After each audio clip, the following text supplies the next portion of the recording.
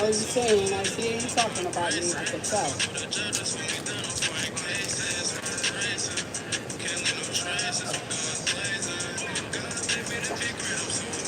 Shout out to my guy, Lil Y'all.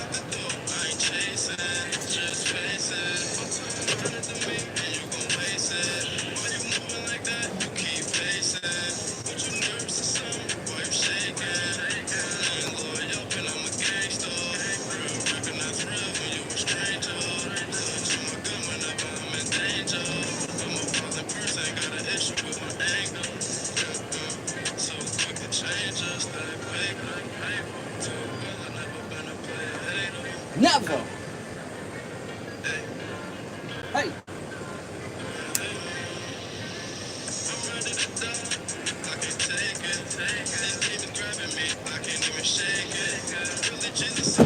So baby.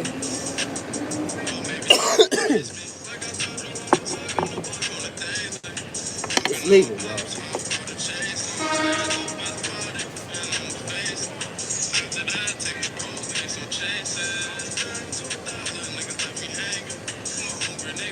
My boy Lil Yup.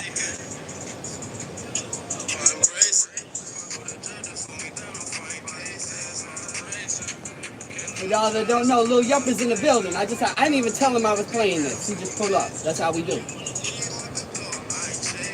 It's my guy Lil Yup, Apple Music support. Yo Yup, can you put the link in the description? Put the link in the chat. You know what I'm saying? So people could go purchase that. This shit is dope. This album is dope. But this is my shit right here. Venezuela hit different when we at the job. Yeah. Well, I work nights. You heard, Venezuela?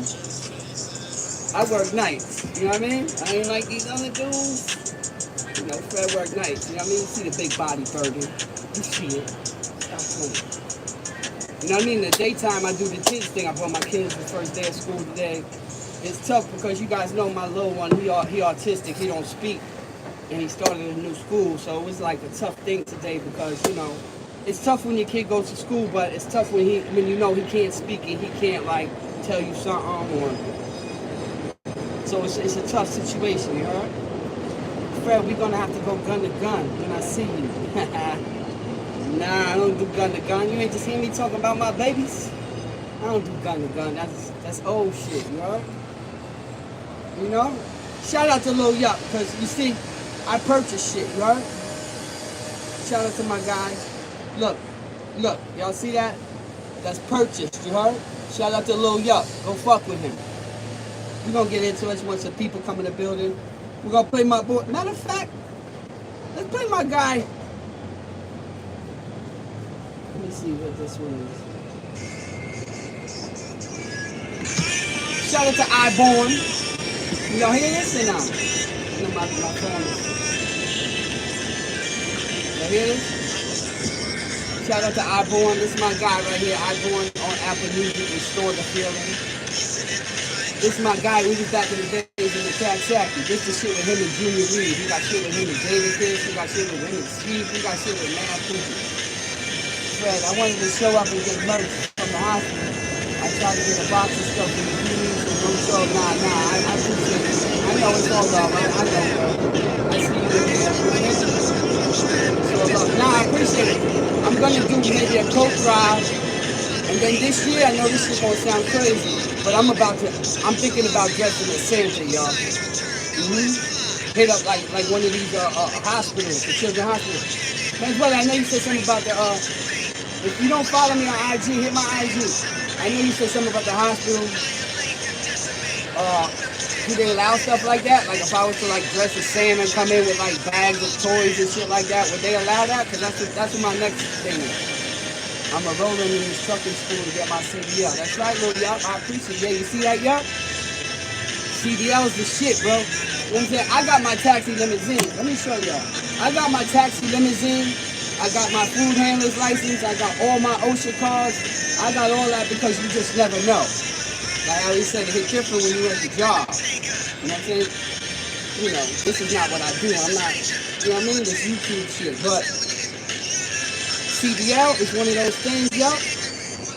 Again, shout out to my CDL is one of those things, bro, that if you got a CDL, you should never be broke. You heard me up? And even it's like you could take them long trips across country, dolo, like, yo, with the CDL, you should never be broke. I got my taxi limousine license. That's why I got a big body, you heard? Swift. Shout out to Swift. I'm down in South Carolina. Oh, you know my family down there, right, Swift? Myrtle Beach, Conway. Swift showed up to the event the other day. You guys seen the event? I'm going to get back to my man I-Born in a little bit. Y'all seen the event we had the other day? Woo-wee! McMean. Venezuela. Chew Love. Oh, yeah. Chew Elliott. Oh, Chew in here? Yo, Chew Elliott, shout out. Let me shout out every fucking body in the building. I can't see everybody. Why this shit don't go to the top? Mauricio, shout out. Shut up and laugh. Lil Yup, you already know. Former, what's up, my boy? Former S-tier. Chris, Fred, we gonna have to. Oh, we read that already. Simon, Dollar Bill, Mac Me, shout out to my boy Mac Me. Swift, Chris, me, Mac Me. Good morning, man. Everybody, shout out. Lil Yup said, and the state gonna pay for it once I get my PO. Yeah, man, that's good. Yo, if you got your CDL, if you got like your barber's license, like shit like that, you should never be broke. It's an excuse, you heard? Krieger Bailey. Shout out to Portland, Jamaica. That's Jamaica right there. Shout out to my brother Giz. Can't get too detailed though, you know what I mean? Right now the hospital needs a lot of blood. People don't get blood after COVID. Getting sick right now. Yeah, I ain't, you know what I mean? I'm trying to run like a, you know, something, you know, like through the people. We'll get the donations, we'll buy the toys. I'll fucking dress up as Santa and I want to go somewhere. That's just my plan. I just made it up. Like last night. I don't know the particulars. I don't know where I'm going. I'm just starting this shit right now. I'm just saying it right now for the first time. Just like the other day, last month when I said, yo, I'm going to do the book bags and motherfuckers came out. And motherfuckers came through. The thing is that the book bag drive, I didn't really promote it like that. I just put up a couple videos here and there because I wasn't sure what was really going to happen. I was actually going to shut the block down. My man Swift came through, his donator. You know what I'm saying? He came through. He brought his wife. Swift fed the park, yo. All the kids came through. They had chicken. His wife made like the ziti and some chicken wings, things like that. We fed the park. We gave out almost 200 bags, guys. We gave out 200 bags. We gave out all the supplies. We had composition books. Swift brought some other books. We had composition books. We had the other little books. We had the two body folders. We had the pencil cases. We had the sharpeners, the pencils, the fucking scissors, erasers. These kids got everything, guys. I appreciate everybody who donated, the people who did. You know what I'm saying? But we had a good time out there, right, Swift? The only thing that was crazy for me, hold on. Y'all tell me if I'm wrong, right? It's legal. Y'all tell me if I'm wrong. Some people came, right? This one lady came, and she took like 6 to 8 bags of some shit. I had a table set up with mad bags and I had stuff behind it, but I also had mad bags in my car, so I didn't want to put everything out. So I had the back of the trunk open. Y'all see the big body burb? I had the trunk open, and the thing.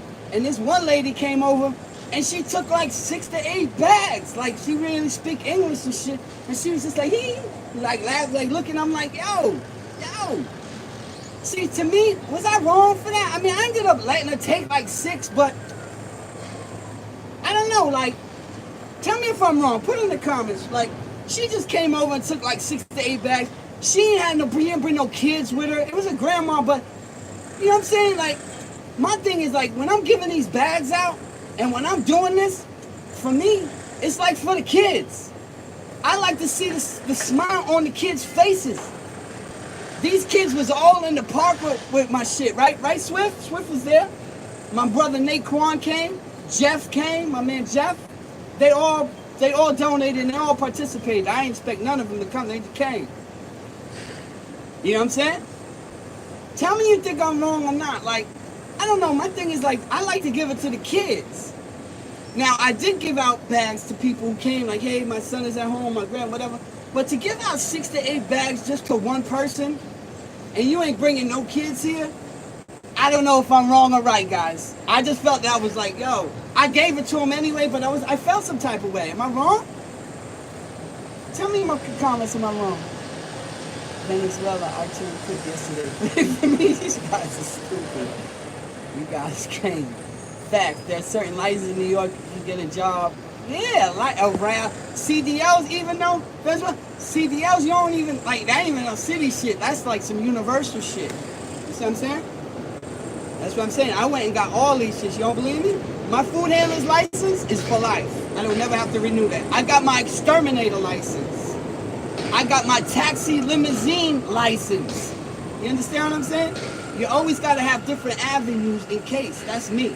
That's just me. I don't, 95 is not, I don't, that's me. You see what I'm saying? OSHA license. Yeah, I got my OSHA card. 30 hours. Come on, all that. I got all that shit.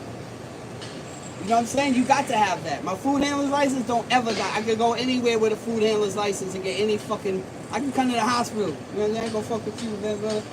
I used to work in the hospital. I used to work in York and Sloan Catering.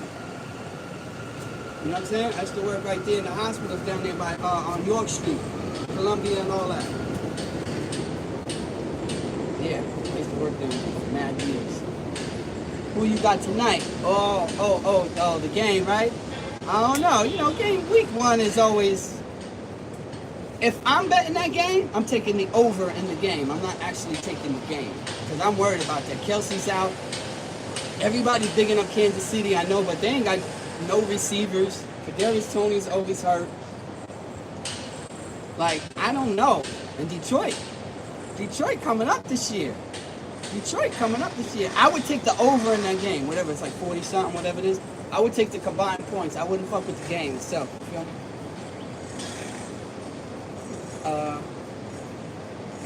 Jets about to win the damn Super Bowl. Jets ain't gonna win the damn Super Bowl, but Swift said 100% you're right feeling like that. Yeah, because Swift was there when these people were coming. I had this one lady, right? This Asian lady, right, Swift? She came, and she didn't really speak English too either. And she started grabbing the bags, look, and doing like, hold on, guys. She started taking the bag and start like, look.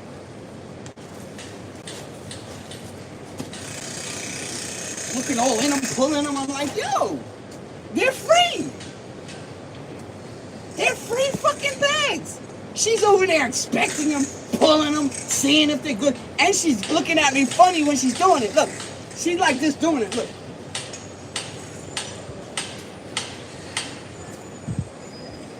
I'm like, yo, what's wrong with these people, yo? I gave out before, but I had my truck down the block, right? So I parked in the car. So I had my truck. So I walked to the truck with bad bags. I got hit for like 20 bags before I even started. Before anybody even showed up. And then what happened was all the kids was in the park with the bags. You know what I'm saying? Most of them. All the kids that came from the park, they all had the bags and they kept them on all day. Yeah, it's all love, Swift. Shout out to your wife too, man. And I was thinking about something. Going across the street, when you see people, Swift, I meant to cut. It's a bit different than being on the same block and walking towards them. Be careful. That's just me, Swift. Naquan came out, Jeff came out. Again, I didn't promote it. Next year, I'm shutting the fucking block down. You heard? Next year, I could have shut the block down this year. I could have shut the block down. The dude who does that and gets the permits, he told me, I'll shut the block down for you, Fred, and we'll do the barbecue. I just didn't want to do it. It was my first time doing this event. I didn't know. I'm doing it, and we're pulling out the bouncy house. Facts. Well, yup, you gonna pull up next year, son. Come to my event, bro. Yes, hit that like button. We're gonna get into a few things today. Hold on one second. I thought you was gonna start catching pedo channel. They big on. I know. I wanted to do it and like you know how they do it like. Because the thing about catching these pedophiles, you actually have to go on these sites, right? Like you gotta go on one of these Grinder or one of them sites, you know what I'm saying? And start interacting with these fucking clowns. I really want to do that. I swear to God. Venezuela, we could do it together, bro. Let's do it together. I'm dead serious. I want to start catching these pedophiles and shit like that. Maybe I got to get another phone, set up these accounts, and do it. And then we just start videoing them. The thing is that I noticed, though, they be taking a lot of these channels down, bro. Number one. And a lot of times the dudes, you know, it be drama, like with the police in whatever area, you know what I'm saying? DMs, talk to me nice, shut up. That's my type of work. That means I'm dead ass it. If you was back here in New York, I'll do that with you. You know what I'm saying? That we just pull up. It's been a thing of mine for years. I swear on my mother, like, even before I started the Tales channel, I wanted to do that. And just start catching pedophiles. But y'all see what I do. Y'all see my top 5. And the thing about the top 5, there's like 20. I just have those 5 on video. You feel me? Cheat up! Cheat up, you should have pulled up. Rowan! You should have pulled up, bro. We down the block. We was down the block from you, bro. You saw us, G'd up. You saw us. We were down the block. I'm with it. I hate pedos, guys. I'm a good little team. You know what I'm saying? I fuck with you, though. I watch your shit once in a while, but you're a funny motherfucker. You were Roski? I told Mac, am I lying to you? Am I lying? I told Mac, Reyes and Roski to do a podcast together. Oh, that shit would be funny. You two motherfuckers is funny. A lot of shit you be saying too, you know what I'm saying? And we're gonna talk about something right now, right? I'm gonna tell you right, just for the pen. I'm not like aerospace used to be. Nobody's ever on the wrong side of the street. I know what you're doing. Check this out. I started this shit out, right? You see the title? You know? Because I see a lot of shit going on with the snitching and gang shit. You know what I'm saying? I see all that shit. Let me tell you something right now. Gangs made it easier for these dudes in jail right now. This gang shit made it, like, because a lot of people think, oh, because of the gangs is in jail, it's more wild. That's a fucking lie. That's a lie. Just like people think because gangs are in New York now, that New York is wilder. Look, that's another fucking lie. That's 100%. I tell people all the time. I tell people all the time. In the end of the 80s, you can Google this shit. Like, while I'm right here fucking talking, you can Google this shit. In the 80s, early 90s, the murder rate was 2,000 and better. The average murder rate was like 2,300 from like 90 to 93. I'm talking about 2,300 murders. There was barely 300 last year in New York. 300 and change. In my era, there was 2,300. That's not a misquote what I'm saying to you. It was wilder back in the days. Nowadays, you know what I'm saying, with the videos and cameras and blah blah blah and all the rats, you getting away with shit. Especially if you know, like the only way you getting away with shit is if you kill a hood motherfucker, somebody in the hood. Somebody that looks like you, they don't give a fuck about that. They don't care about none of that. You could kill 4 or 5 people. But when you guys know, when your bullet hits a kid, when your bullet hits an old lady, then the RICO comes in, right? Then they start talking, and then they say, we've been investigating this gang for 4 and 5 years. So if you've been watching this gang for 4 and 5 years, how the fuck you let them shoot everybody in Brooklyn and kill so many people? Mr. DA, Mr. Fed? It's because they don't give a fuck. That's why I say I can say that without people saying, Fred, you can't say that. I can say that. It's a fact. They don't care when you kill your own people. You know what I'm saying? Well, like that bullet hit somebody, that innocent person, your whole block going down. The whole block's going down, and understand this, out of 30 people they rounded up, 20 of them is telling. You know what I mean? These people kill me with this, like, death before dishonor situations, and never been through death before dishonor situations. But a motherfucker would tell you what they would do. I'ma go in there, and I'ma tell the police, shut the fuck up. Shut the fuck up. You watch First 48? Shut the fuck up. For a fucking 2-piece chicken with the Cajun fries, you heard? As long as they the Cajun fries, with a little lemonade on the side, these motherfuckers is giving up 10 years of crime. These dudes are giving up 10 years of crime. This is a fact. And, check this out.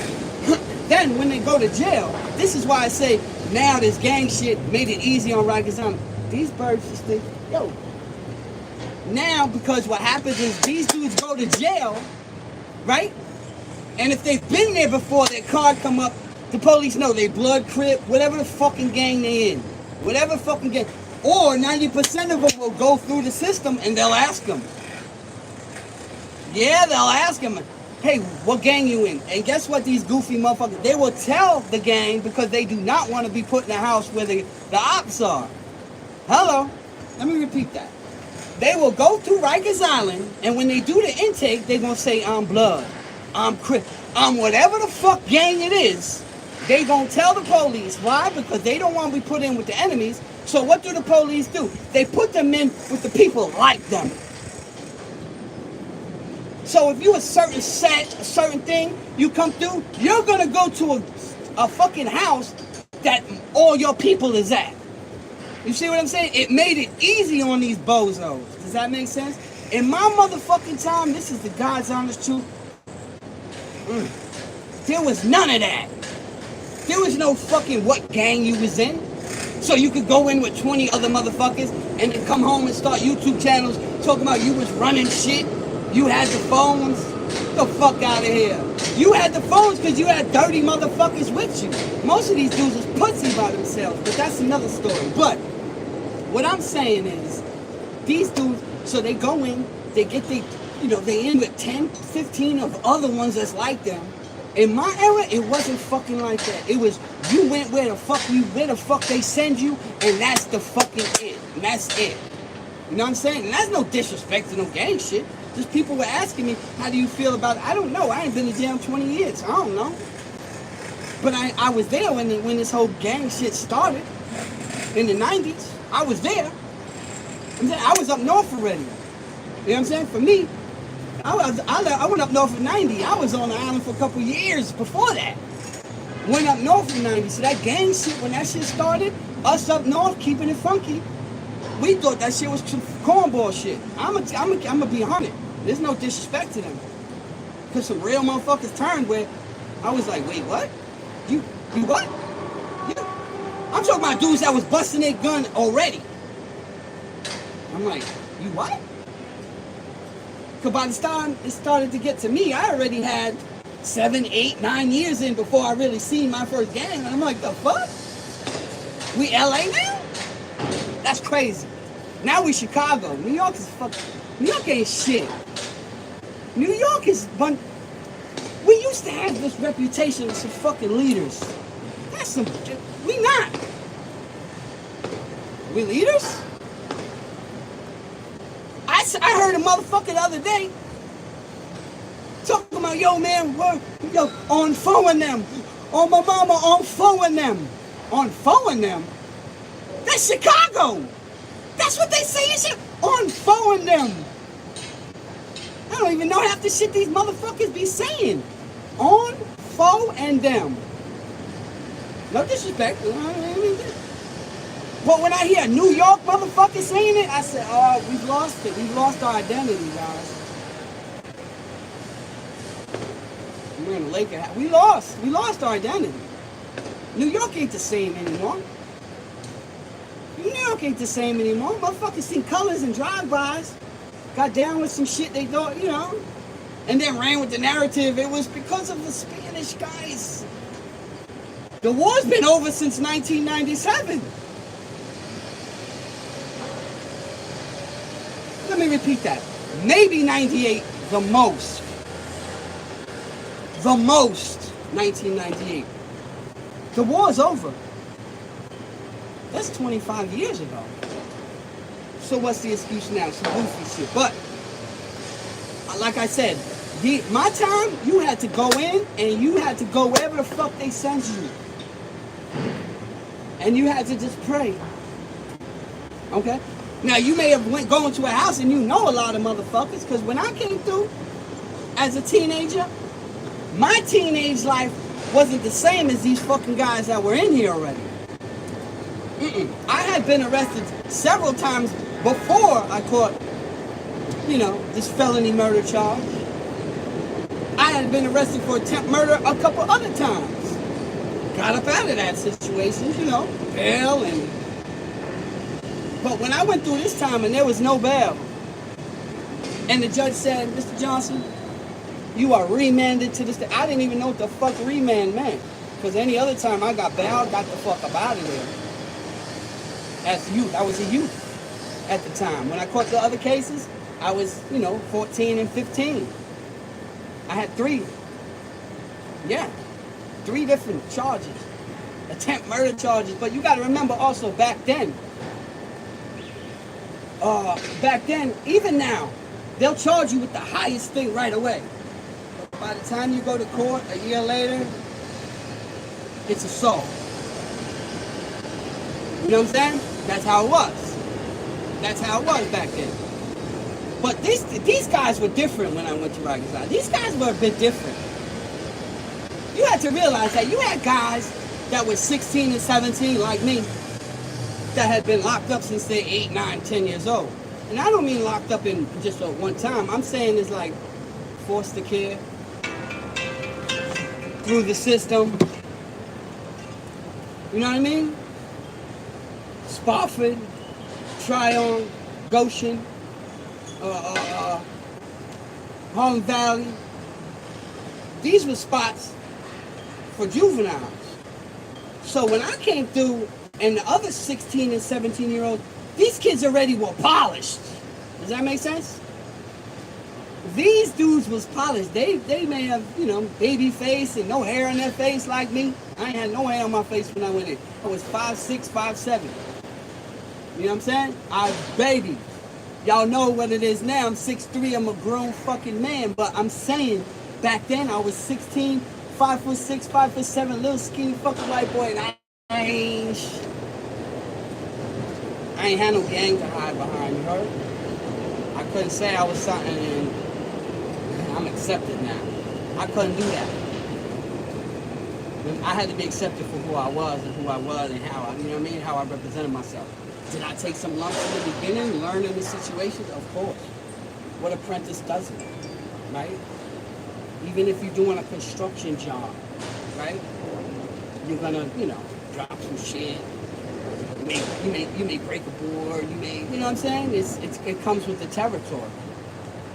You know what I mean?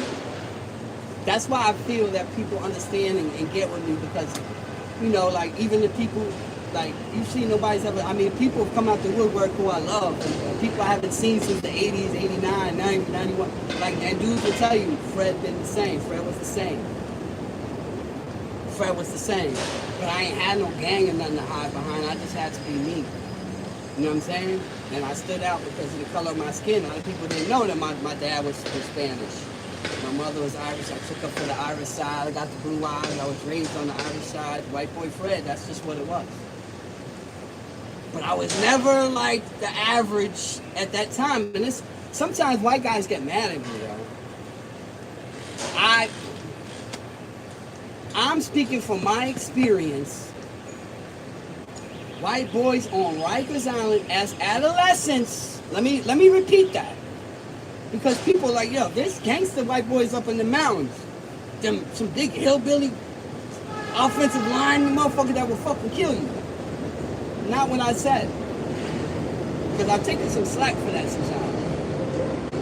On Rikers Island, as an adolescent, there was no other ones. There was little Mikey, he was white, Spanish too, he got busy too. You know what I'm saying? My man Mikey, he put me onto a lot of shit. You know what I mean? He was one of the dudes that showed me how to put a razor in my mouth. Him, Alex, Devon, Al G. You know what I'm saying? Like these dudes schooled me. Brandon, shout out to Brandon Holmes. That's my brother right there. You know what I'm saying? Like, they see me. They seen the growth. They see me come through like a wild-eyed fucking kid. Because you got to realize that, like, when people talk racism, I don't know certain shit. Right? I can't relate to certain shit, right? Because of my skin color. I get that. But racism isn't just white towards black. Racism just isn't Spanish to black towards it. It is not. It's, understand that as the only one, right? I go into a house where there's 40 people, I may be the only white boy there. And if there is another one or two white boys in adolescence, they suckers. They washing clothes. And that's, sometimes people get mad at me when I talk like that. It's like, it's the truth. It's the truth. You know what I'm saying? I'm going to get to the comments in a minute. It's the truth. There was no other little white boys that was like, yo. You know what I'm saying? Eventually, I was good. You know what I'm saying? I told y'all they said I tried to escape. They put me in the cells, and the cells was better for me. In the cell, like that dorm shit was crazy on Rikers Island. Because you may wake up with fucking toilet paper wrapped around you, and you be on fire. That's what these dudes was doing, man. That's what these dudes was doing. But I couldn't hide behind a gang, man. I had to hide behind like, yo, fuck it. I'm gonna just start doing what I do. You know what I mean? I tried to, you know, blend in as best I could. Even in C-74, I worked in the visiting room. I worked in the visiting room. People come in and put the buckets and stuff. Give me the bucket. And when you come off the visit, I give you your bucket back. Yeah. Then I had the suicide job. Do you know how the suicide job in the Bing was?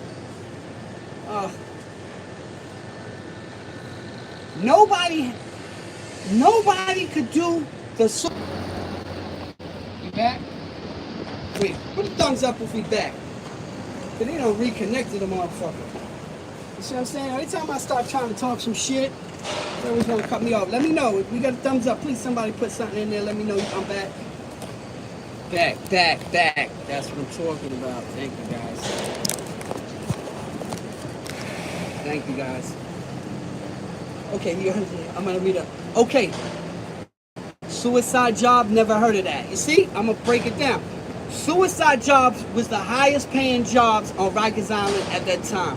And the suicide in every house, I'm going to tell you, in every house, they had what's called house gang. Which is a weird word, right? House gang were the dudes. Certain times every day you gotta lock in and they gotta come around, the police gotta come around and they gotta do a count. Okay? Go to your cell and they count. The house gang dudes never locked in. The house gang dudes cleaned up, mopped, just stayed out, basically. You know what I mean? Half the dudes ain't click. You was house gang? You house gang? You stay out. It'd be like 4 or 5 motherfuckers. Right?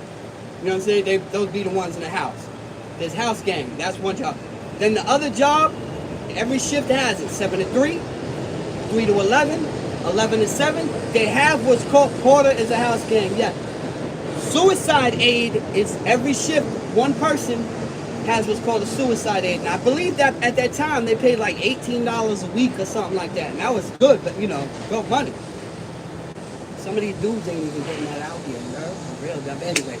So, $18 for the week it was, you know what I'm saying? But you would walk around, like when dudes is in their cells or whatever, you're supposed to walk around and look in. And you're supposed to make sure that no one's hanging themselves. So they call it a suicide aid. Every house had it. A 7 to 3 one, a 3 to 11, and an 11 to 7 one. Every house had it. Hey, Quan. Why is the captain because of it? Wait, what happened? Alright, Nate, handle that. But nah, Venezuela ain't talking about me. Nah, I don't know what's going on with Venezuela, but nah, I don't believe he was talking about me and that. But anyway, so the suicide aide would walk around and make sure no one hangs themselves, okay? I remember when I first got the job, like, I would be walking around every 20 minutes as they're supposed to. Motherfuckers would be like, yo, man, the fuck? Fred, you keep walking past. I didn't know that. It wasn't really like that. You ain't really had to do that. It was just more of a job to get paid. But you had to have somebody out at nighttime. You heard? You had to have somebody out at nighttime. So,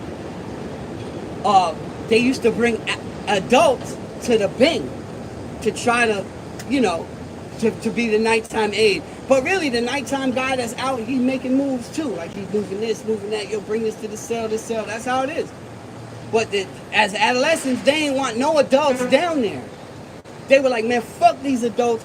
No adults, any adult that came down there, dudes would try to cut him through the gate. You know what I'm saying? Dudes would throw shit at him. Like, so the adults that would go down there would be like, man, I'm not going down there. Those fucking dudes is wild.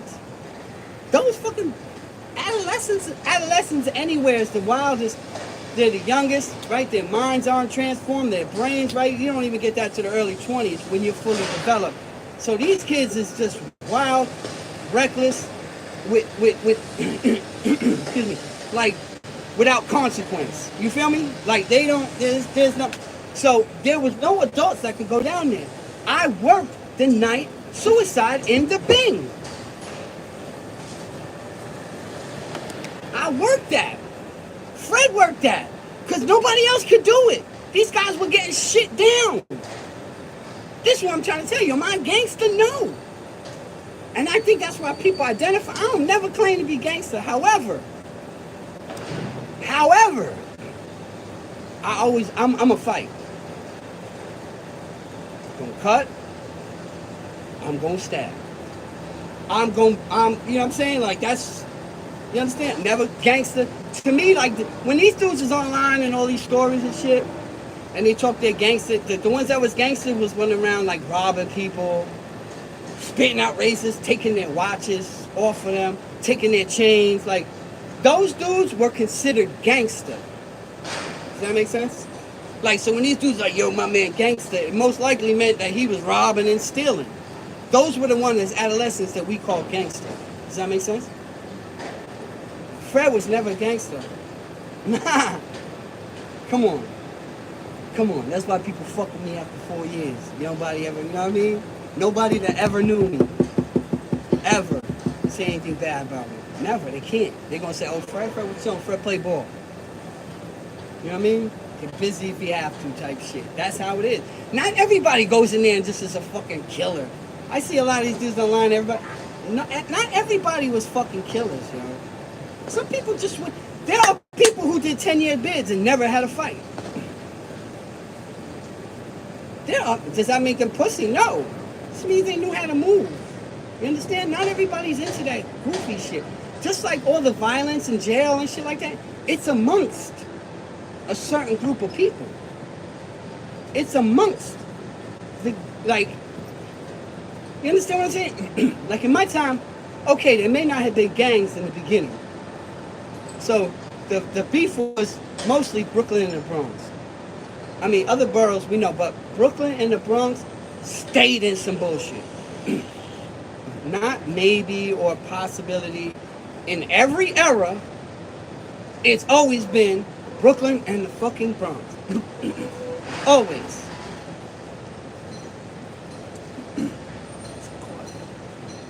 It's always been the Brooklyn and the Bronx. And it's always the little motherfuckers. All these gangsters and killers that you be hearing about online, like in other people's stories, these motherfuckers is like 5'5". 5'6". Little troublemaking motherfuckers. You know what I'm saying? So it was always Brooklyn and the Bronx. But anyway, I'm just giving you a little synopsis.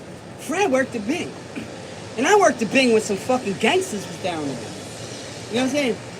The reason I had got in that kind of way is because I was cool with one of the livest dudes ever in that building. Rest in peace to Love Dog. Now, Anybody that say, and like, if you say, like, when I'm telling you guys, his name was Love Dove, you guys may laugh. Love Dove was fucking reckless. Love Dove was from Queens, right? And his co-defendant Junior. Shout out to Junior too. He's from Flushing. Love Dove was from Corona, right? And this how I met the facts. I'm a Bronx dude, and we always need something. So I'm gonna get to all the comments, right? So Love Dove, I had met Love Dove like in the bullpen, right? Now I heard about his name already. I'm chilling in the bullpen. I got a deck of cards and playing cards and shit. And Love was in there, and Love had punched some kid. This kid was on the gate. I'll never forget this. We were in Queens, we were in Jamaica. We were in Supreme Court. And the bullpens there is a little different. So anyway, so the kid was on the gate and he was telling the CO something, some shit, like trying to call the police. I don't know what happened with him and Love. Love just rocked. Love was a big dude. Because some dudes are 16, 17, and was like grown men, that was Love. BAM! Caught dude, when he hit him, dude hit his face, like his whole shit just started bleeding. Blood fucking everywhere. You know, the police run up in the bullpen, nobody said nothing. It was only like 4 of us in there. Because the Jamaica bullpens in Queens Court, Jamaica, anybody know? There's a couple of them, but the pens are not that big. They're not like Rikers Island pens. They're small. So it was only like 4 of us in there. It was me, the kid Aaron who got hit, I remember the kid's name, Love, Junior, and maybe one other person, my co-defendant or something like that. Like we playing cards or something. BAM! Police ran up in there, we all held it down, nobody said nothing. You know what I'm saying? You know, dude was fucked up. This shit was leaking. This shit was like spurting on the wall. Just from the punch, I guess, you know, the way he cut it. You know what I'm saying? It spurting on the fucking wall. Love Dove, right? So time goes on and then so we playing cards and he's telling me he's in the Bing. He's like, yo man, why don't you let me get these cards, man? I'm in the Bing. I'm in population. So I'm like, alright, yeah, don't worry about it, I got you. I just seen him fucking give a motherfucking 200 fucking stitches with a punch. You think I'm gonna tell him no, motherfucker? And it wasn't like, yo, give me. He was like, yo, man, I'm in the Bing, man. I fucked up. I was like, yo. He's like, yo, man, I want to play solitaire. I was like, yo, here, do your thing. And his co-defendant Junior was from Flushing. I was from Flushing. He's from Corona. So it wasn't no Bogart shit. So when I started coming over to the other side. I started coming to the Bing. I caught a charge over there. I went to the Bing. He's in there. I think Rams was in the back. First time I met Rams, he had like 5 fucking Rambo. He had like 5 fucking watches. But anyway, so I go back and Love was like, yo, what's up, man? Yo, what's your name again, Bone? Fred. Yo, what up? And he remembered I gave him the cards. Love remembered that I gave him the deck of cards. You know what I'm saying? You see how little you see how it works? You know what I'm saying? And boom, Love was like, yo, that's my man. He's from Flushing. That was that. You know what I'm saying? Then me and Brandon got cool. Shout out to Brandon. You know, that's my boy. He just came home and did like 28 years, something like that. And me and Brandon got cool. Brandon showed me how to make a knife out of the floor tile. You heard? Brandon showed me you break the floor tile up, bum, bum, bum. I told him some shit, yo, beef with this one kid. He was like, what? Yo, this is what you gotta do. So I went and made the floor tile. But what happened was, it was like, it's a floor tile, guys. So, you know, it's not like ceramic, it's fucking plastic, you know, fucking shit they glue on the motherfucker. You know what I'm talking about. I don't know what you call them. So I did it. They were hard, though. But what I did was, I made it and it was too long. It was too long. Because this kid, Deshaun, that was his name, Deshaun. I'll never forget it. So I went to, and he gave me he told me how to make it, I think. That was what it was. He showed me how to make it. Or maybe he gave it to me. I don't remember. But I know it was long. I made it. That's what it was. Because I made so many in my time, I'm just trying to figure out, did Brandon give me that or did he show me? Anyway, I went back on the other side of the school, trying to play it. He was sitting in front of the TV. And it was long. Now, you guys know, when it's like time to unite, I was supposed to, so I ran up on him, I hit him, BOM! You know what I'm saying? With the floor tile shit, sharpen that bitch. That shit broke right away. Because I made it too long. You see, I had to learn through trial and error. And when I hit him, if you feel on the back of your ear right now, everybody grab your hand right here in the back, you'll feel that bone. You see, if you go lower, it's soft. If I would have hit him here, it might have. When I hit him right here in the back of his ear, you feel that bone? That's what happened. BAM! Shit broke. He got up. He was like 6'5", guys. Deshaun, he was like maybe 6'3", because again, I was like 5'6", 5'7" at that time, so maybe even 5'11" probably looked tall, but he was like 6'3". You know what I'm saying? And when I hit him, bang! This shit broke off, and I still kept going like I had it.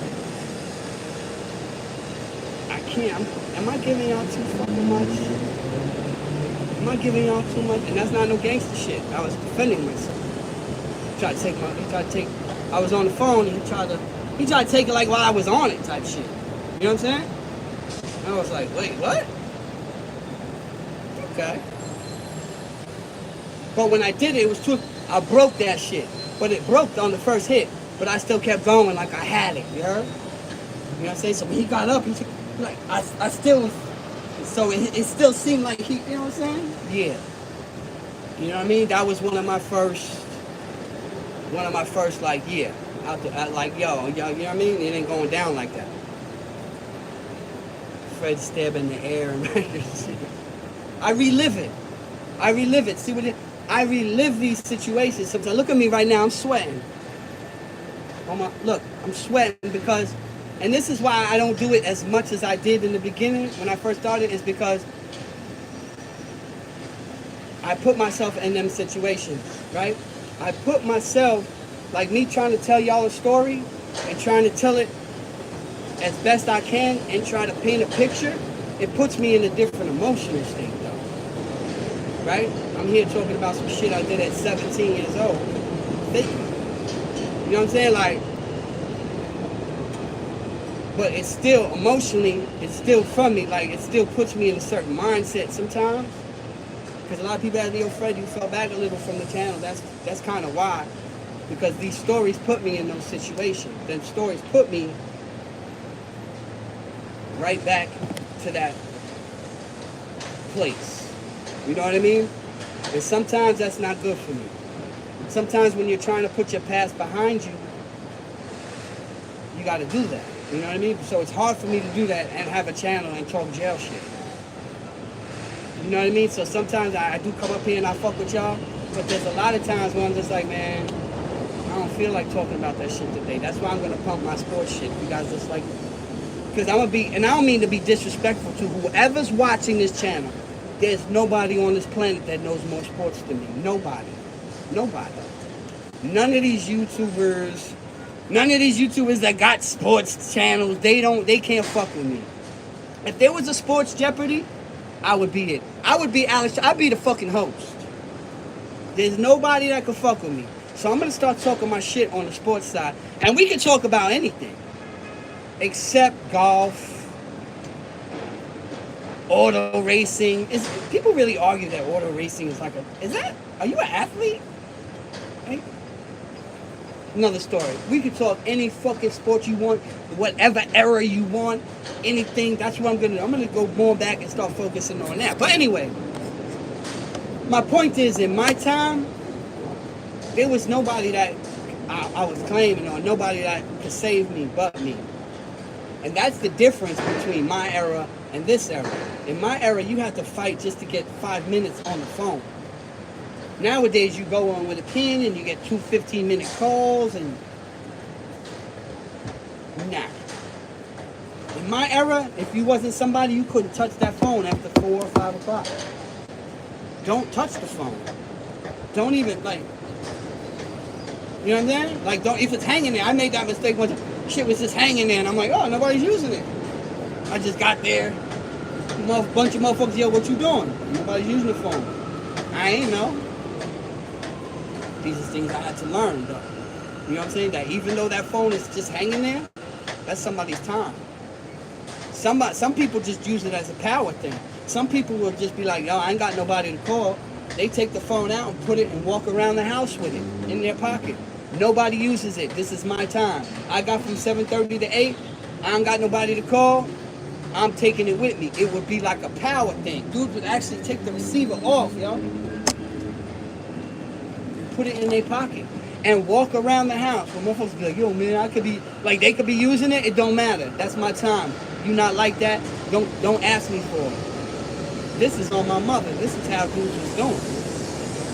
So nowadays it's a bit different when these dudes go in and they claim something and they're gonna go in with 12 other motherfuckers and then proclaim like they was somebody, or you know, they was laying it down, they was holding the phones down. Bro, we different. We was in different eras. You not like me. You not. And there's no disrespect to anybody. I'm just saying that I just see so much goofy shit on this internet, and I'm just like, you know, like some of these dudes, some of these OGs, like instead of just being OGs and, you know, trying to help people, they guiding these kids like the Pied Piper guys. Look, come on, guys. Yeah, come on. Let's go. Yeah, you put that work in over there. Yeah, you put that work in over there. Let's go. Come on. Guiding them straight off the fucking cliff. You ever see the Price is Right shit where you gotta guess the price and the skier's going up, and if you get too much, that motherfucker falls off the cliff? You know what I'm talking about? Comes with the music and everything, right? And then the motherfucker fall off that fucking cliff. That's what a lot of these bozos are doing on this internet. That's what a lot of these bozos are doing in these streets. They leading these kids right off the fucking path. And you know what's crazy to me? It's like, if you know, right? If you know that there's a black tile, a white tile, and a green tile, well, you know if you step on that green tile, you're gonna blow up. Why would you send somebody and say, yo, go step on that green tile? That green tile. Why would you do that? For clout? I'm trying to figure it out. Because it behooves me that these dudes leading these kids down straight paths that are gonna lead them to death or prison. Because there's no in between, and there's no disrespect, man, to any gang member. But if you are a gang member and you are in the streets, understand what comes with that. Understand that there's consequences for those actions. Let's understand that when you sign up as a gang member, you understand that you are going to jail. You may die. Most likely you'll be shot at. And most likely you're going to be snaked by somebody around you. Right? Because the rules, there's no rules to this shit, man. People be like, oh, the rules, oh, in my day, man, motherfuckers been snitching for generations, guys. I believe, because I see all this alleged snitching shit I don't get involved in, but I'm going to say this right now.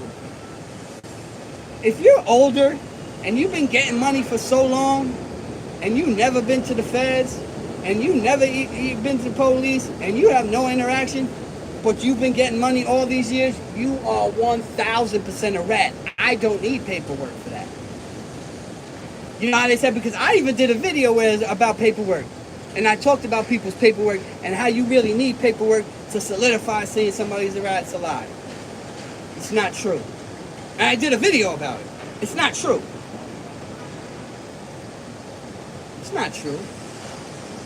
So you're telling me these so-called mafia gangster-ish motherfuckers. Let me give you an example. You telling me Jay Prince never been arrested? You telling me Jay Prince has never been to jail? You're telling me he's never been to the feds? Look at my face. Y'all dudes is crazy. Y'all dudes is crazy. Yo, y'all dudes is crazy. Dudes is nuts. You're telling me that certain New York individuals who were on the Fed wiretap never got questioned by the feds? Oh What? People are just dumber than I really fucking believe.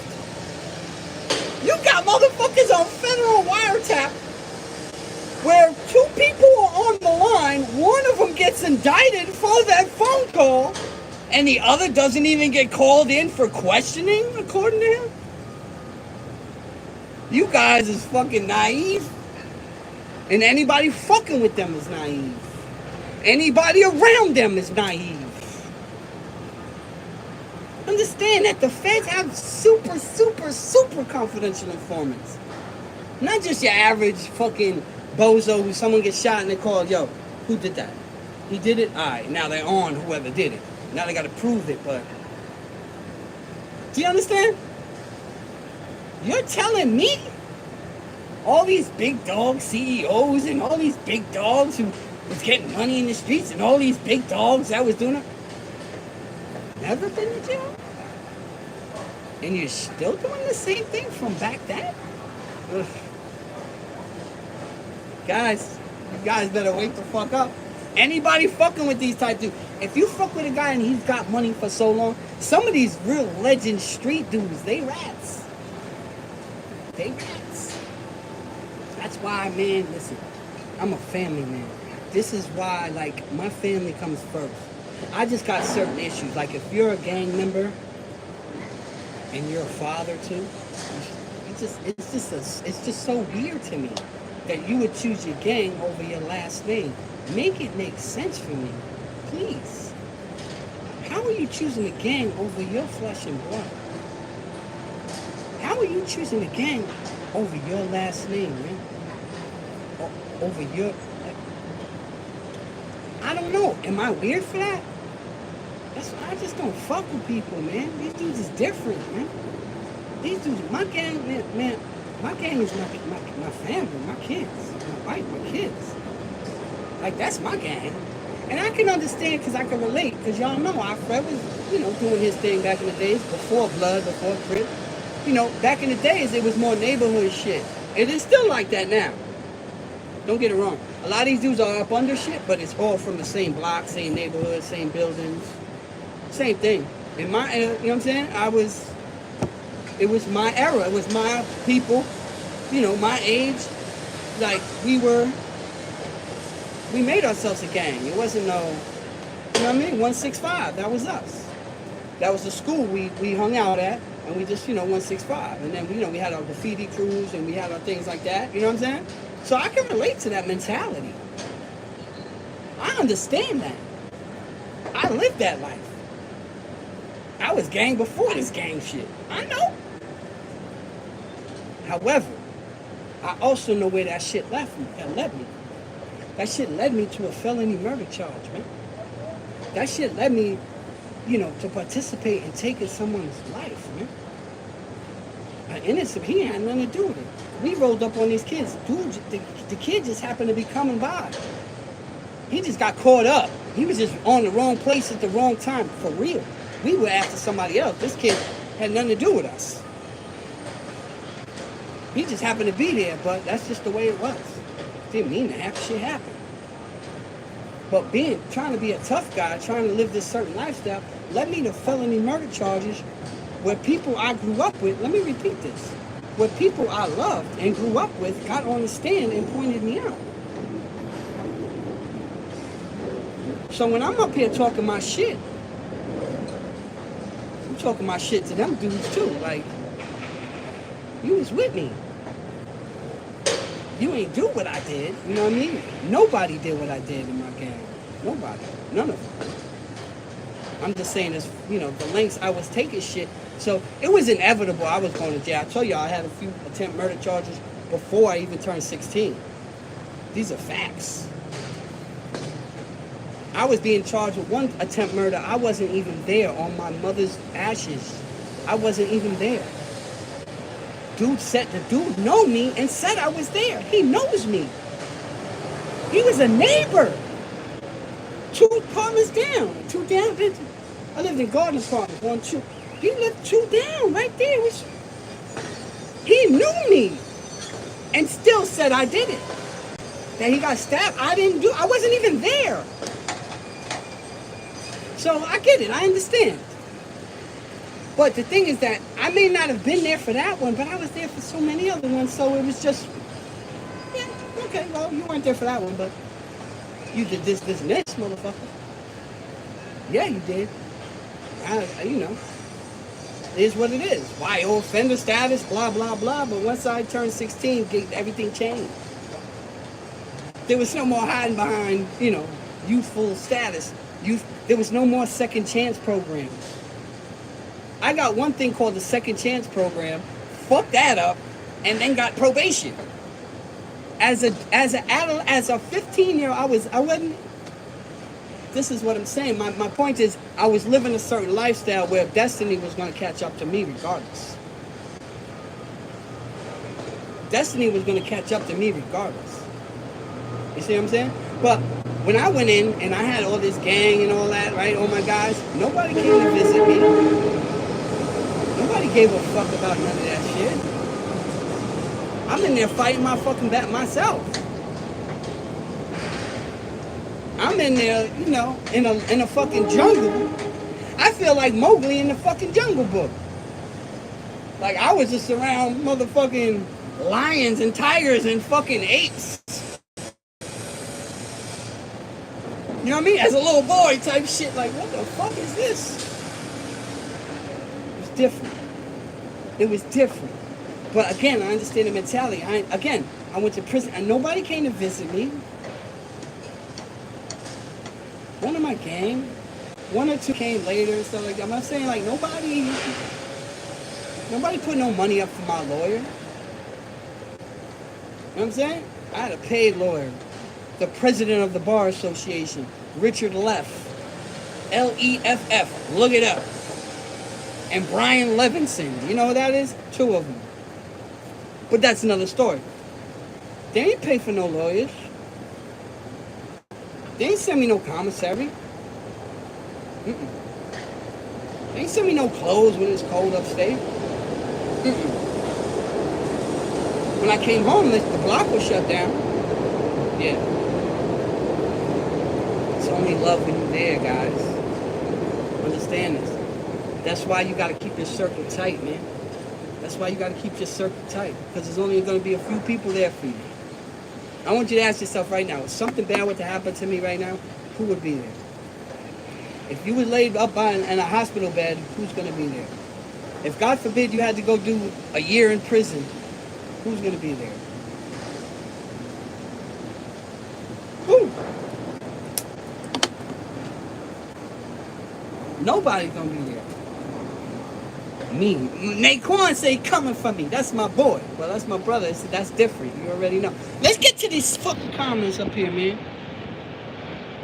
Somebody asked me, somebody said, what about Fleece Johnson? Yeah? Let me go back up here.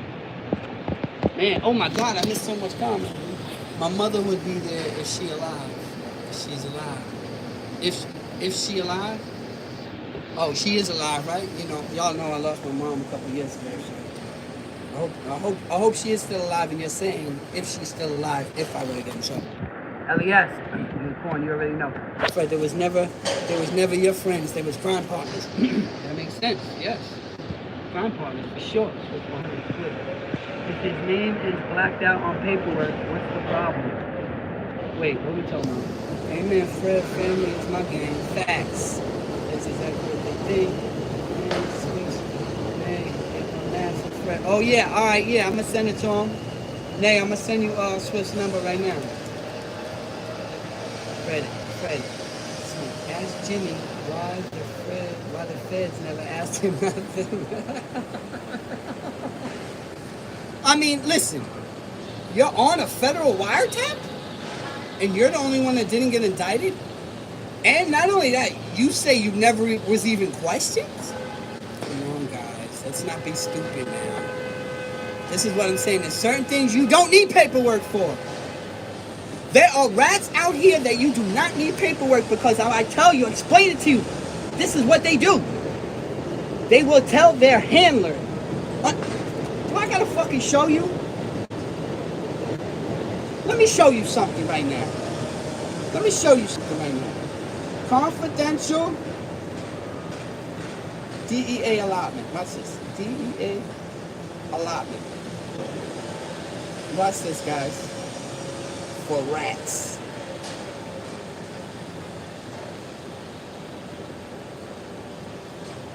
Watch this. Watch this. I'm going to show you guys something.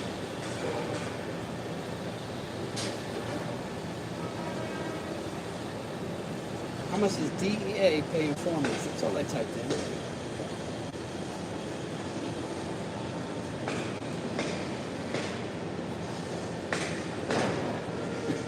Yo, if you Google this shit, look at this. It'll even tell you how to do it, guys. Guys, it'll tell you how to do it. It says to become a confidential informant involves a few steps. Contact the appropriate law enforcement. They'll assess if you're a suitable candidate. If so, they'll guide you through gathering the valuable information. You can't make this shit up. Look. Look.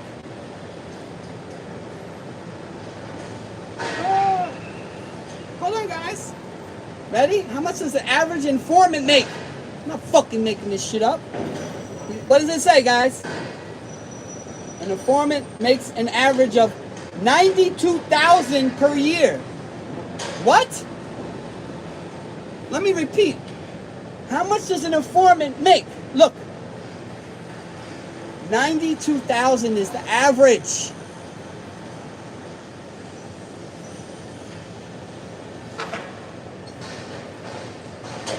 A lot of you motherfuckers are saying, wait, what? I know she worked with drug dealers. Whoever your local drug dealer is, they know that already. You're not giving that information. You got to give up. Like, you know what I mean? You got to realize that any of your local drug dealers that the DEA knows, let me rephrase that. Any local drug dealer that you know, they know already. Damn! He said, GCIs make... Yo, oh shit. This just said, how can you tell if somebody's an informant, right? Like, rule number 1, something feels off. Something about them just doesn't line up. Look. Despite the misgivings of members, the individual quickly rises to a leadership position. You see that? Most leaders, look. Number 2, look at number 2. Most leaders, she or he photographs, has meetings, and has a lot of people around him that should not be photographed. Number 4 is, he is a liar. Yo, you can't make this up. Yo, there's some informants out here, this is their life. Because the thing is that they're handlers. What it is the DA has what's called handlers. Okay? Which is what is exactly what the fuck it sounds like. They handle your ass. So as a handler, they may have 3, 4, 5 official informants, and they pay them. And the thing about the pay is, like, you know how back in the day you used to watch the movies and motherfuckers would be jumping in the back seats of cars? They don't do that no more. You have a direct deposit. Let me repeat that. You have a direct deposit with a bank account. Like every Tuesday, Wednesday, Thursday, whatever the fucking day it is, you get paid.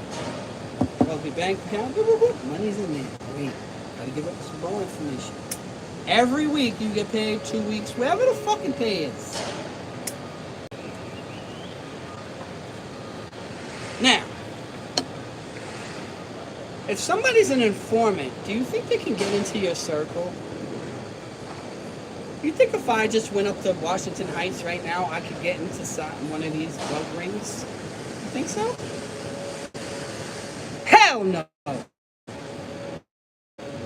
It's motherfuckers in that circle.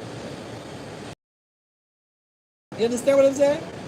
You can't put a square in a circle. You have this box like my kids, they put the circle, yeah, the heart, yeah. You can't put a square inside a circle. You can't. It has to be somebody that speaks that language, that talks that talk, that walks that walk, that looks that look. Is that even a thing? Their appearance, the way they move, how they do it. That's the only way to get into them circles. Me wearing hoodies and Jordans every day, I'm not going to get into them circles. It be them motherfuckers who got buddy already. It be them motherfuckers who's out here driving Beamers. It be them motherfuckers that, those be the ones that get into the circle. And how a lot of these dudes get into the circle is they get introduced. One dude will be arrested, tell on everything, right? And now he has to start reporting back. But not only does he have to start reporting back, he's going to introduce his cousin to the crew. Yeah, his cousin, Jose, you heard? But Jose's a DEA agent the whole time. But Jose will come in dressed fly as fuck. Whatever the latest shit is on, he gonna come in, and the one who got caught is gonna bring Jose in as a friend, as a cousin, as a whatever. BAM! Got him all. And a lot of times, because then we'll go to this paperwork shit that I've been hearing about. You don't need paperwork. Some things you do need paperwork for, but some things you really don't. Right? If white, red, and black are in a room, and the papers were in the room, where was red? Red's the informant. See what happened? A lot of times also what to do with these big time motherfuckers, I'm talking about these big dogs. These bowling motherfuckers, right? These big dogs, what they do is they have a handler, but they ain't got to be identified. All they're going to do is put the handler onto something. In other words, they're not going to tell their handler specific name or nothing like that. They're going to tell that specific handler where it is, though. Okay? So they're selling outside the out back of the 99-cent store, the Grand Concourse. I'm just making shit up, guys. Out the back door, out the back room, they selling bricks. Again, making shit up, guys. Go to the 99-cent store to get knocked on the Grand Concourse. They did it. I'm just giving you an example. That's it. They let them know that. That's it. They tell their handler go back. He don't even got to resort to his sources. He just go back, and now they'll start an investigation. But what they'll do is, they do it slick. They're not just going to raid a 99-cent store. They're going to sit on it. They're going to watch that person go in with that book bag and come out. They're going to watch that person get into a car, his nice Benz. He's going to drive down, okay? He's going to go to get on the Major Deegan. Going to shoot straight down the concourse. He's going to go to get on the Deegan, and they're going to pull him over, a mile or two from the place. And they're going to get that book bag. And they're going to catch him with 4 bricks. I'm giving you such scenarios that shit up, but it happens. He's got 4 bricks in that book bag. He just left the 99-cent store in. The 99-cent store don't know that he pulled him over 2 miles down. They don't know that. He just bought his shit, he's gone. Now this guy turns informant. This guy says, all right, what do you want? I just got caught with 4 bricks. I got 2 kids, and I got 1 on the way. I'm looking at 20 years right now. I can't afford it. What are we going to do? Now, all these people out here talk this gangster shit. I swear on my mother, man, on my ashes, man. 90% of motherfuckers tell, bro. Don't let people lie to you. My dude is solid. Don't let dudes lie to you. Unless you know that one dirty, like, I'm saying, like, you don't know. Then what happens is he starts working with them. And on paper, let's understand this. On paper, when the DA and they're scratching names out and doing all that, he's the informant. On paper, when they get all the paperwork and do that, and the paper is blacked out, there's no CI that's going to be outed. No one's going to say an informant's last name. They're not going to do that. They're not going to do that. I know that other shit that's going on. No one's going to do that and say, this is the informant, and say it's like, they're not going to do that. They're going to black some shit out. Once in a while, some shit gets blacked out, but they're never going to put the person's name in there. They're never going to do that. I know the law. I just don't get involved with bullshit. But sometimes they'll black it out. But what happened is when the case unfolds and everything happens and finding out who's rats, the one that came out with the 4 bricks may be eventually exposed as the rat. But he wasn't the rat. It was the person who told them in the first place that that was going on. You understand? One, wait again later, same day, snatch motherfuckers. So 1 or 2 of them start telling, they become the rats in the paperwork. We pulled over, we observed such and such, we pulled him over, we found 4 bricks, he decided to work with us, here's his name, blah, blah, blah, blah. That's what they do. You with me? But the person who put them on in the first place never get exposed. Understand that the feds just came out with this great document that there was so many crime bosses back in the day that they had confidential informants back then, we all know that. But the team that the feds had was a supreme team of rats who were all the mafia leaders. It was like 4 of them. They were super, super confidential rats. Because you gotta understand that, listen, the feds know who you are. They can take you down. Some of these guys start working with them because they like the lifestyle they're living, guys. No one wants to be taken away from their kids.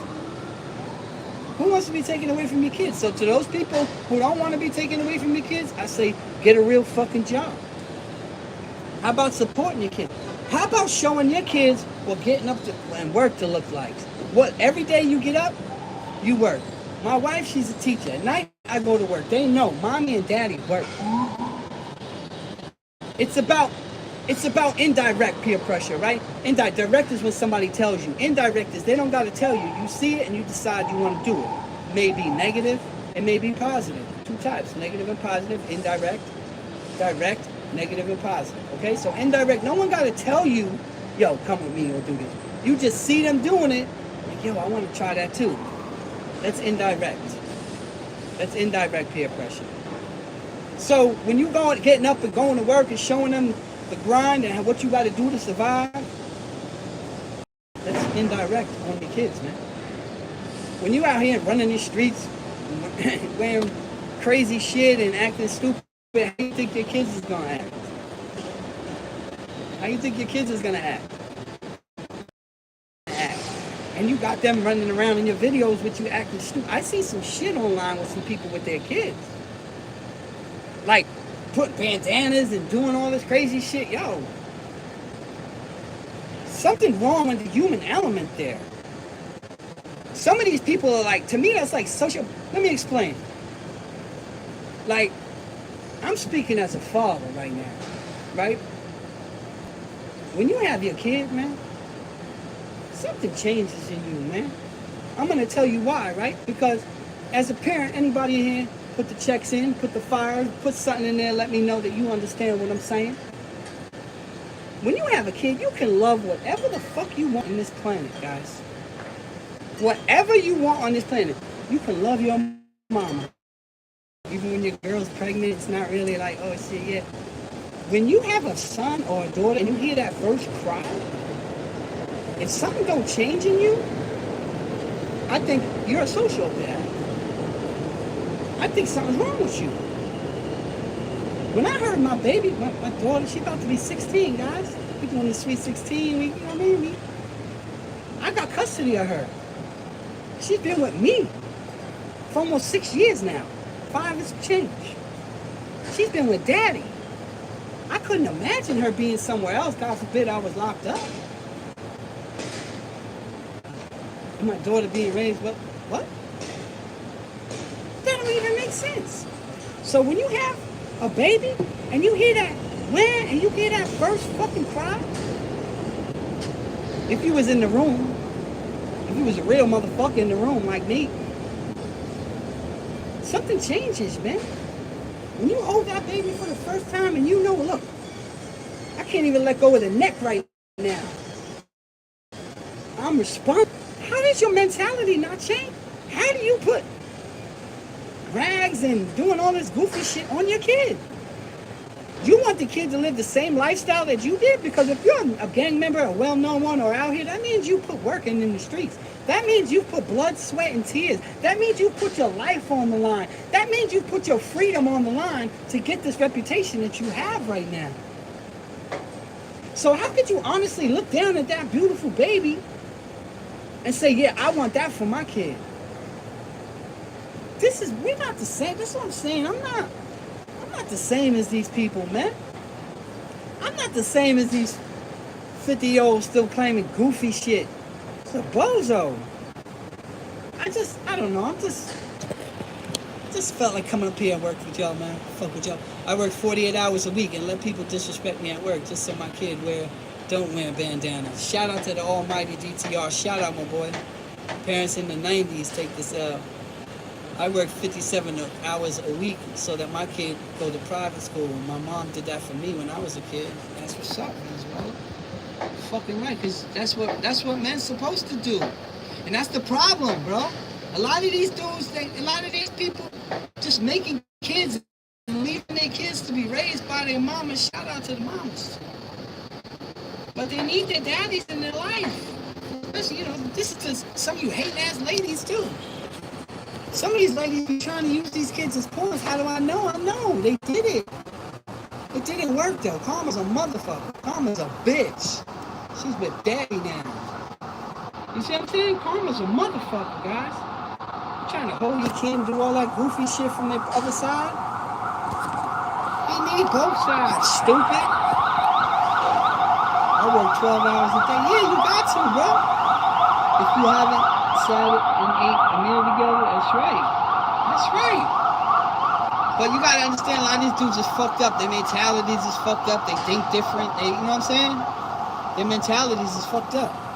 Persico was a rat. Yeah, there was a special thing, Venezuela. You could probably find it. You know what I'm saying? I know you into that shit. Talk your shit. You could go see it. I seen it online. Like I seen it on like YouTube or whatever. Then I read about it. It was a special group of confidential informants of only mafia heads, bro. And I'm talking about dudes that was killers. I'm talking about dudes. Do you know what gas pipe? You know how many people gas pipe killed? Do you know he was an informant? This is what I'm trying to tell you guys. You got guys playing both sides, guys. Kevin Giles said AZ did the exact what people said. I could have interviewed AZ. I was in his house. Okay?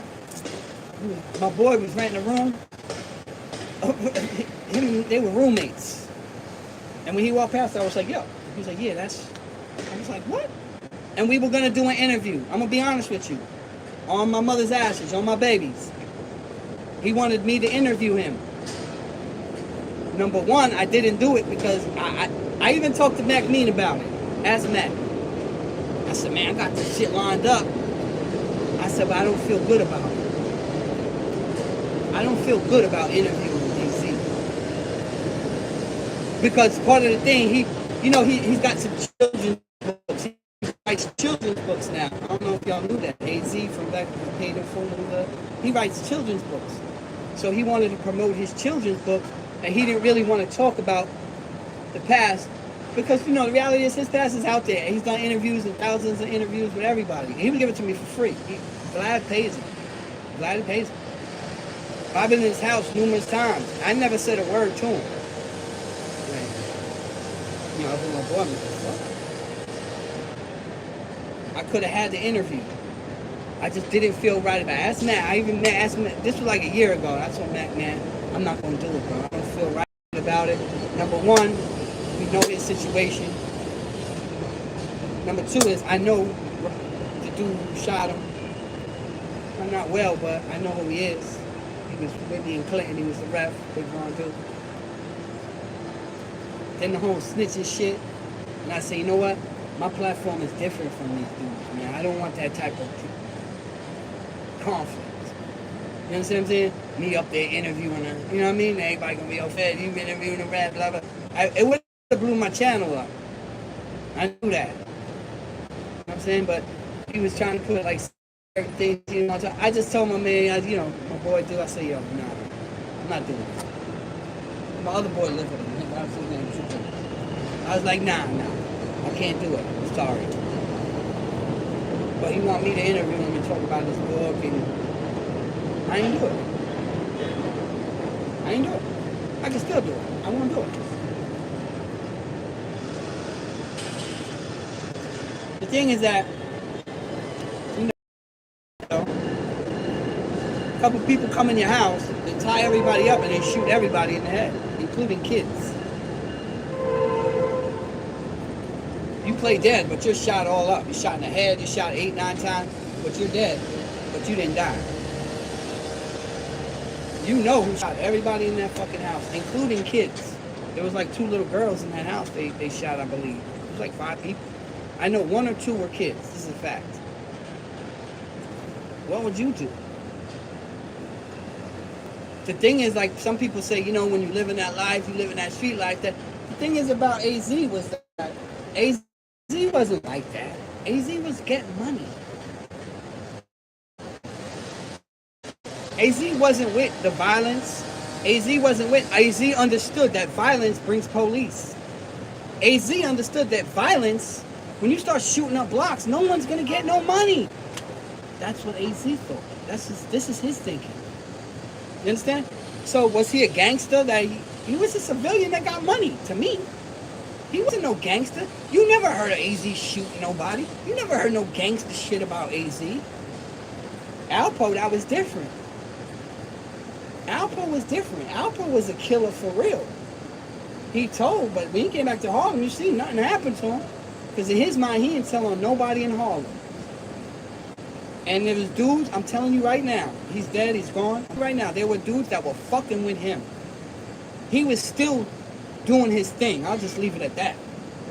And there were dudes still fucking with him on my mother's grave when he died. And years before that, fucking with him. Like, you know what I mean? He was still doing him. Because he always knew he had, you know what I mean? He can get out of it. He was still getting money on everything I love. He was.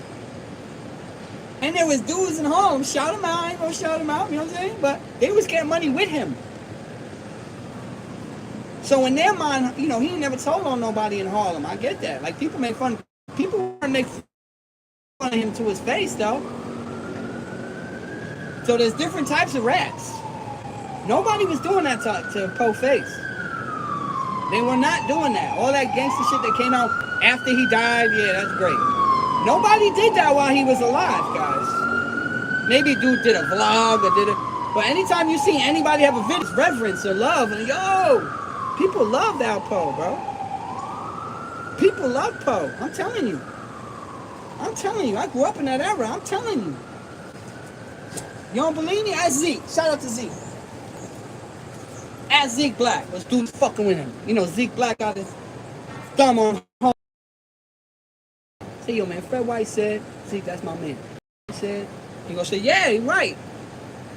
You know what I'm saying? That's my man, Zeke. Cause me and Zeke, see, we don't really, you know what I mean? We good. We good people. Cause we know some of the same people. Real live motherfuckers. Ask them. That I fuck with, he fuck with. That's my man. I fuck with Zeke. We don't talk about each other in plan, but I like Zeke Black. I always like Zeke Black. Ask him. Was dudes getting money with Harlem in Harlem with Poe? Ask him. He did. It baffles me that a Connect or anybody would fuck with him. I don't know how this works. I don't know this game. I've been out the game a long time. Paid in Full showed us how people still love rap. Yeah, listen.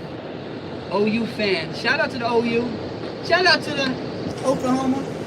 What's up, been doing? What OG's always supposed to do. BG's doing in the streets. Yeah, man. Them street days is over. You know what I'm saying? I speak at schools. I'm different. I spoke at CUNY Law. What? Fred White spoke at Brooklyn Borough Hall. I'm not like these dudes, man. If he would have passed away, would he still been a rat still? What are we talking about? Greg Scarpa, the Grim Reaper, was an enforcer. Yeah, true, Elias. That's what I'm saying. Greg Scarpa? They called him the Grim Reaper, guys. This guy was killing every fucking body. Fuck Sammy the Bull. Sammy the Bull was killing. Sammy the Bull's another one. All these dudes talk crazy, right? But none of them did nothing to Sammy. Maybe there was hits out on Sammy. Sammy's still living, doing podcasts. Sammy came home from the feds. Right? Sammy, the Bull, came home from the feds. Went to Arizona. and became like the biggest ecstasy dealer in the United States.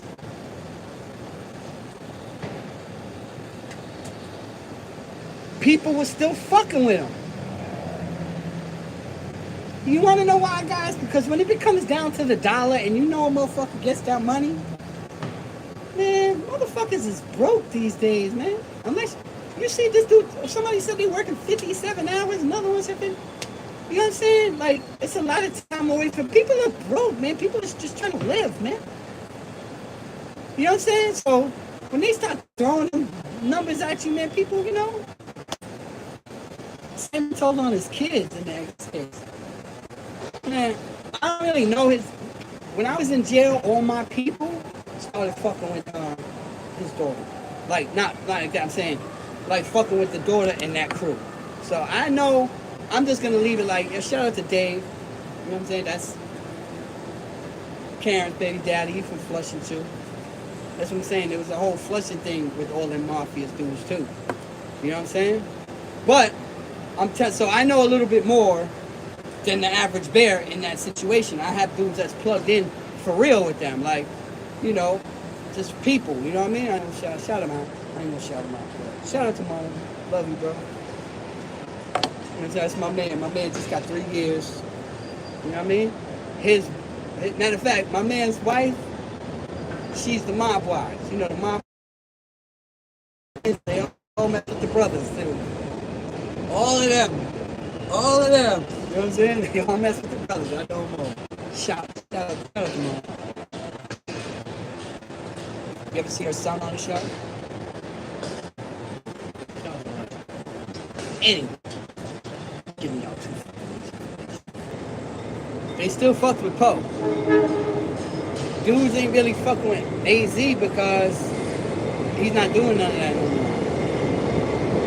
I will say he probably still has old money. Because he ain't like, you know what I mean? I know he's doing the books, but other than that. So he probably still got some old money, I'll just say that. But dude, I'm going to tell you right now. If AZ would have come out or came out or been out here still getting money, I'm talking about that level money. I'm talking about that money, dudes would fuck with him. I guarantee you, dudes would fuck with him. It's about $1. Nobody give a fuck about that shit no more. Yo, everything is yo, the game has changed, but people say that, right? That's really overrated too, because the game ain't changed. It's been the same. There's been snakes and rats in the game for a long time. It's just more highly publicized now because of the internet. Right? People know of the Nicky Barneses and all the rest of it, but there's millions of fucking rats. Are you kidding me? Not 80, at least 60% of the jails that's filled now have told us that they're over. 60% of people, inmates, rats.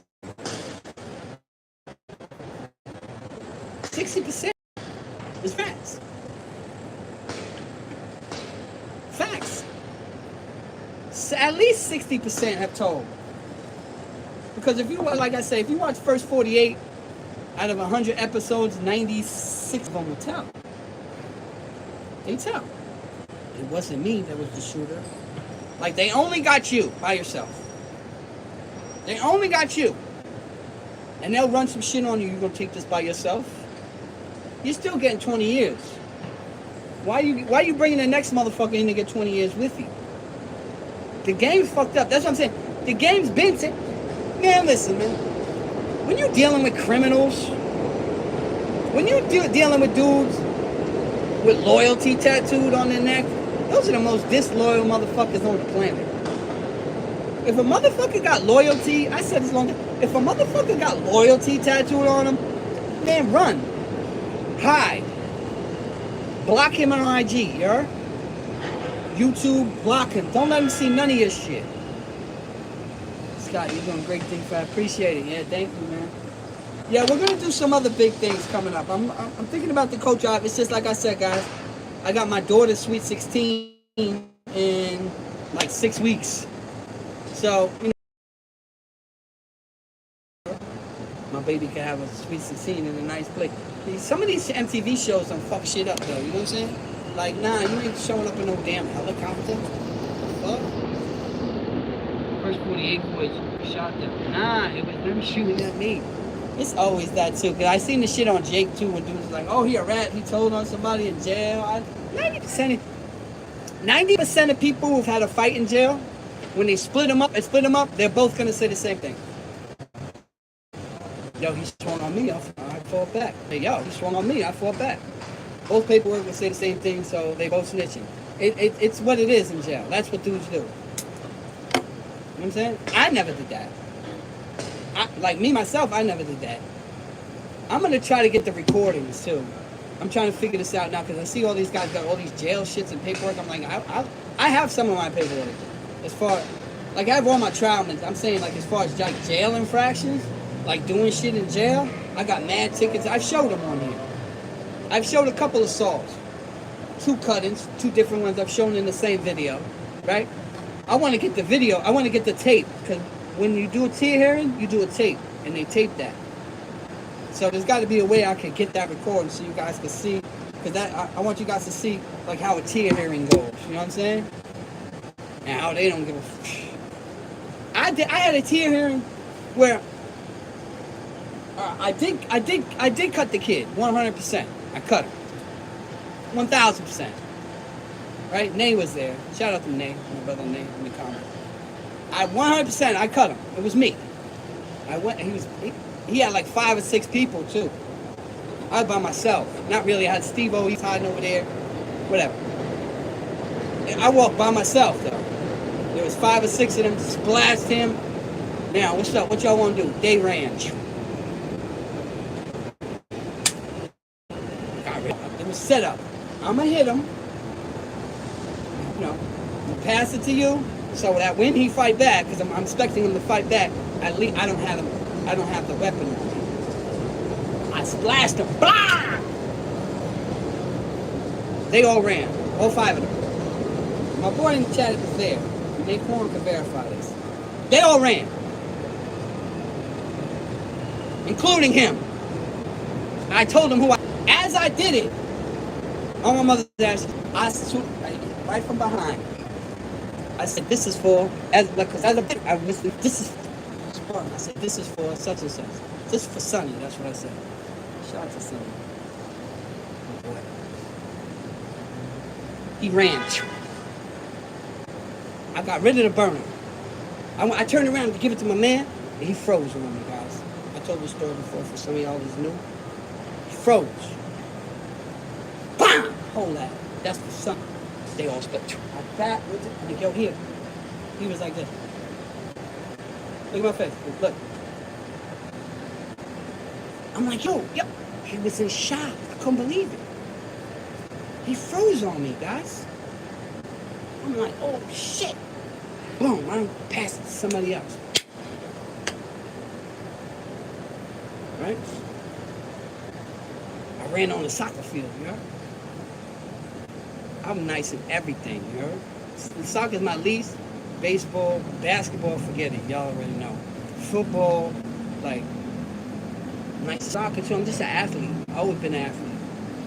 I'm on the soccer field. Now it's a big, it's a championship game. Even the police is watching. So when I did this, the ball was down there. Slid off. Hold that. Jump. I ran back on the soccer field. True story. I got the ticket for it. I showed it. I don't got to show it again. I showed it. It's up there already. So I'm on the soccer field. I'm like, yeah, I got to deal with this shit. I passed the nut and I passed the burner. Burner was a brand new rug cutter. When I say brand new, brand new. Passed that shit. Yo, hit. I'm on boom. Balls up. Okay, I'm out there playing. Son ran on the field. He tried to get his back. I ain't gonna lie. That's one thing. That's what I'm saying. That's why none of these. I mean, I caught him. You ain't supposed to mark yourself. You got to. I caught him from here all the way around. The tickets say 8 inches. So think about it. You can't even put you got to put the measuring tape around that shit. It was 8 inches. I did him dirty. 100%. For a rumor. But anyway, that's what I'm saying. You can get killed for a rumor. And he didn't even do. Why I cut him, he didn't even do it. That's jail, bro. He came back to me. He did something. I had to. That's it. There's no talking. I'm not talking. I'm not finding out nothing. I just went and did what the fuck I did. Favorite jailhouse names are the ones who turn to Super Chris. Yeah. Facts, Mr. Royalty. Shout out to that. Follow me on IG. A lot of dudes join gangs, turn Muslim, God body in jail for protection. Facts. That's what I was talking about. But anyway, so I got rid of the burner. This is the God's honest truth. And y'all know I showed the tickets. Tickets is in like a year or so ago. It says Kagsaki tier 3 tickets. Because I got another one in Kagsaki that I showed on that channel too. I'm not bragging, not glorifying. I'm just saying that this is the shit that happens. Do you really want to go through this, kids? Anyway. So now I'm back on the soccer field. His face is twisted. Naquan, am I lying? Naquan's in the chat. I'm backing up.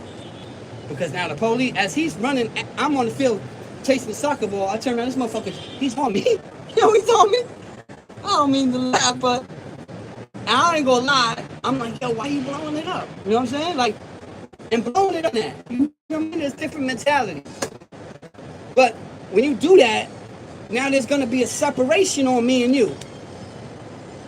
Mr. Royalty will tell you. He's been in the pen. We was in Clinton together. I was in upper F too, bro, at that time. I'll show you that. You know what I'm saying? You see the interview I did with Ja, you know, Ja, Beretta, Sly, you know what I'm saying? Ron Dew from Brownsville. You know, they all out here, man. They all out here now. Stink. Anyway, Mr. Royalty. So, he'll tell you though. So when you do something, you cut somebody or do something like that, you're gonna get a separation. So you are never gonna see him again.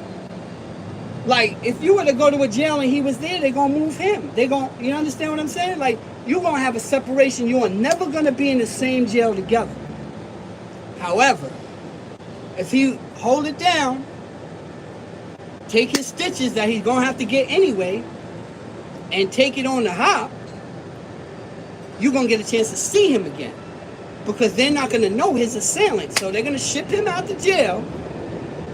But whatever jail he's in, he's waiting for your ass to come to. You see what I'm saying? It might not be a month down the line, it might not be the year. I seen dudes 10, 12, 15 years in between seeing each other, get at each other on sight.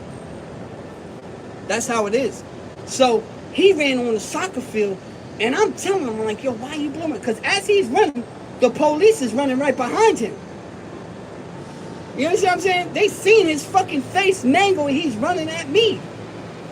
So I'm like, yo, I'm trying to hold him. I'm like, yo, why you blowing it up? I'm talking to him. You know what I'm saying? As I'm backing up, I ain't gonna say I lied to you because I also know if I'm sitting there now, I'm fighting with him, I done got away. My initial plan was to spaz, hit him, pass the shit off, and get busy. He ran. The nightfall, the burner, my man froze. I ran on the soccer field. I was already playing soccer. I passed it to the goalie. I'm like, yo, son, I'm about to drop this. He's like, go ahead. I dropped it on the floor and just kept running like nothing. I'm like, yo, I said, that's you. It was brand new. I just threw it down and kept, like, I'm playing soccer. He run on the field.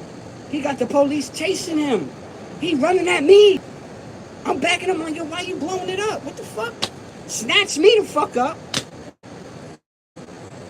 The police, as I'm getting searched, I'm like, yo, what is this for? We're going back to the whole jail shit where motherfucker told what happened. I said, man, what's this for? What's this? The police searching me. He's like, I don't know, Johnny. Cuff me. I said, yo, man, you see me playing soccer? He's like, yeah, I know you. This was a great game. Blah, blah, blah, blah. Like he was going to testify for me. So at my hearing, I'm never admit to shit. I don't know why this dude ran on the field. I don't know why this fucking ticket says the fucking tall white guy fucking cut me in my face. I don't know why he did that. I showed y'all the ticket. We were in the box. It's a small box. It's a medium box. So the box in this medium is only like one row. And they had him in IPC, because he got his shit splattered. But we on the same fucking tier. Like, it wasn't like he was like 6 in a 1 cell. I was like maybe 7 or 8. It was only like 10 cells in that bitch. We were on the same fucking tier. And I showed him the ticket. I'm like, yo, what's this? He's on the other side of the gate, you know what I'm saying? But yo, what's this? It say you told, bro. He went to the tier hearing, and instead of, when the captain asked him, was it inmate Johnson that did that? He said, it was a tall white guy. He said, all I seen was the white hand. I'm not sure if it was him. He wasn't like, no, it wasn't him. He's supposed to do that. So we're talking about the jail etiquette and the etiquette of these tickets and telling in jail. That's where this conversation started. It says here, you told. He went up in there, and instead of saying, nah, it wasn't him, man, I just got it mistaken.